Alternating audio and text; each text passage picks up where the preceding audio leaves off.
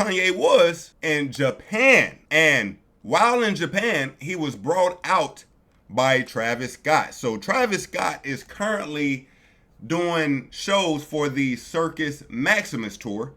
While in Japan, Kanye West popped out, and it was a moment. I'm going to be honest with you, family. Now, these two, maybe even before we get to the moment, these two always seem to have a love-hate relationship. 1 minute they cool, the next minute they are not. Let's try to pick up our family. If you know, let me know in the comments. Do we recall why Travis Scott and Kanye initially even beefed? Travis Scott or Kid Cudi? Kid Cudi, because Travis is a mix of me, Cudi, and Rocky. I like the originators, man. Okay. I don't mind, like, the copycats too. And by the way, you just gotta say it like it is. You know what I'm saying? I say if somebody copy me, I'm like, you copy me. You know what I'm saying? I'll tell Trav, like, yo, you copy me, boy. Maybe Travis felt the way about that. Maybe it's just been one of those love-hate things from the beginning. Nevertheless, we got Travis Scott bringing out Kanye West at Travis Scott's show. I like this commentator.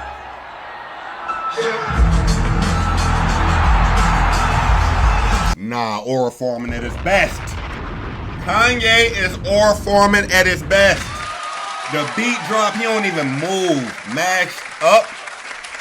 Travis run up all excited. He see Kanye ain't even excited. He just kind of unexcited himself. I don't know. Look at this. What we doing?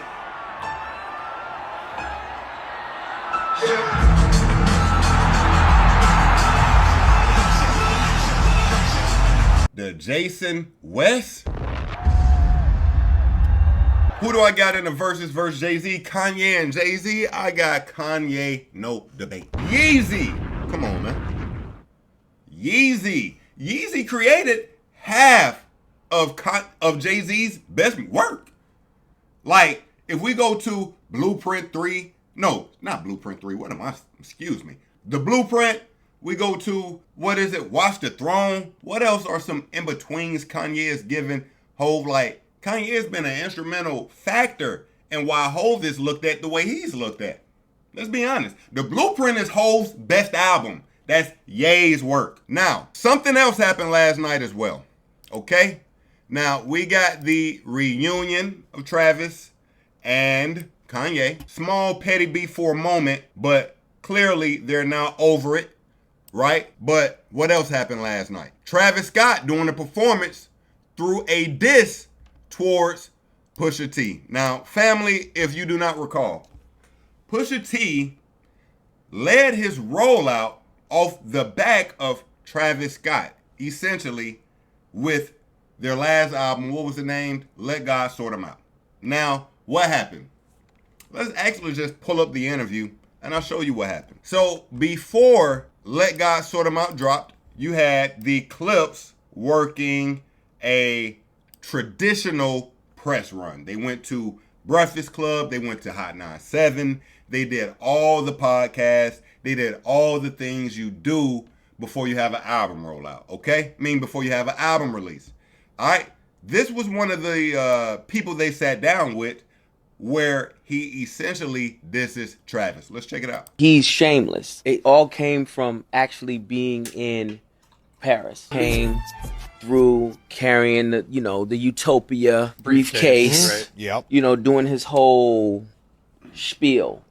He comes, he interrupts the session. The next day, the meltdown verse or whatever comes on. So he's basically saying Travis pulled up to the session where the Clips and Pharrell were working on their latest album. Travis wanted to play some new music off his last album. What was the name of his last album that had Meltdown on it?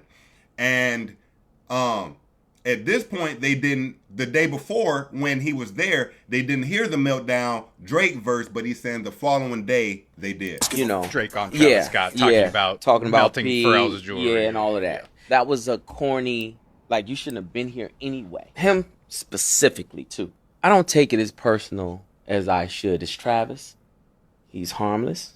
I'm not into his whole makeup. I took it there to make a point of... Yeah, to invade the fold and then do all that he did. Yo, this nigga talking about invade the fold like he really militant. Shut up!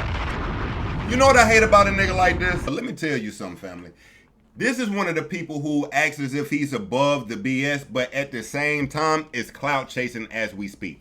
Come on, man. This did not have to be said. This could have been kept, you could have kept it Pusha T, and just kept this in the background. Yeah, you knew about this, but guess what, family? This happened years ago. All right?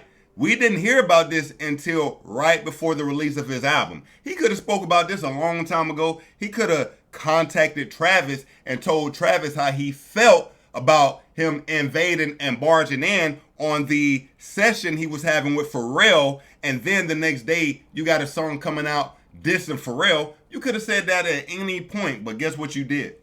You waited until you were rolling out the release of your album. You dissed Pusha. You dissed Travis Scott, who is not even a rapper. Like, he's another Kanye. He's Kanye Jr. So you throwing shots at Kanye Jr. He's what? In his 30s. You're in your 50s. Brother, this is cloud chasing. It looks lame. And I just hate a nigga who act like he's just the most gangsterous, the toughest, the solidest. But at the same time, you doing whole shit, bro. That's a fact. Now you got Travis Scott dissing Pusha T at his show last night, okay? Now this is the moment, the barge in he was referring to. You had Pharrell here. You got Travis Scott here. And he's promoting his Utopia album, letting Pharrell hear some of it. All right? We don't have any sound on this video, okay? So this is the moment that Pusha T is referring to, which led to Pusha T saying this in So Be It. You cried in front of me. You died in front of me. Calabasas took your bitch and your pride in front of me. Her Utopia had moved right up the street and her lip gloss was popping. She ain't need you to eat. The net gonna call it the way that they say it, but I got the video I can share and AE it. They won't believe it, but I can't unsee it. Lucky ain't TMZ it. So be it, so be it. What's the difference between you not TMZing it and you coming to air out the whole place later anyway, bro? What's the difference? Same way TMZ do, nigga. You still TMZ, nigga. Again, Travis Scott at the show last night dissing Pusha. Let's check this out.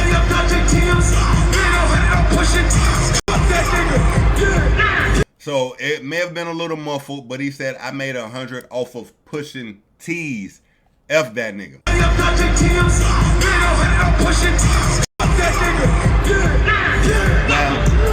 I'm gonna be honest, this is more of the shotgun approach when we're talking about rap battles. Let me explain. You call this the shotgun approach. Travis Scott is not a nigga who can lyrically go bar for bar with a Pusha T. The whole world knows this. So instead of him even attempting, he just gets straight to the point. Fuck that nigga. Alright. Pusha T, fuck that nigga. Like, just shout it out. Let the fans hear it. The fans will digest that, absorb that, and it will still be F Pusha T. Okay? No 16s, no 32s, no freestyles about it, but you still get the point. Now, you know what I thought was very funny about this? The irony about this certain situation right here. The same night that you got Kanye West popping out, giving an amazing performance, you also got Pusha T dissing, you also got Travis Scott dissing Pusha T. Now, at one time, Kanye West and Pusha T were this, twinsies. All right, you couldn't separate them. Things change. Now, today, you got Kanye West, Mr. Travis Scott, dissing a Pusha T. You know what it just reminds me of, family? One thing that someone else who's had some grievances with Kanye said. No friends in the industry. No friends. Because in my mind, Kanye can come between a Pusha T and a Travis Scott, get these guys sat down. Let's work this out. We family. We've been working with each other for the last 2 decades. Let's clean this up. Let's get this right. But instead of that, hey man, fuck it. This is what's happening right now. Me and Pusha T, me and Travis Scott are rocking. Me and Pusha T ain't. Maybe it switches again later, but for now, this is where we at.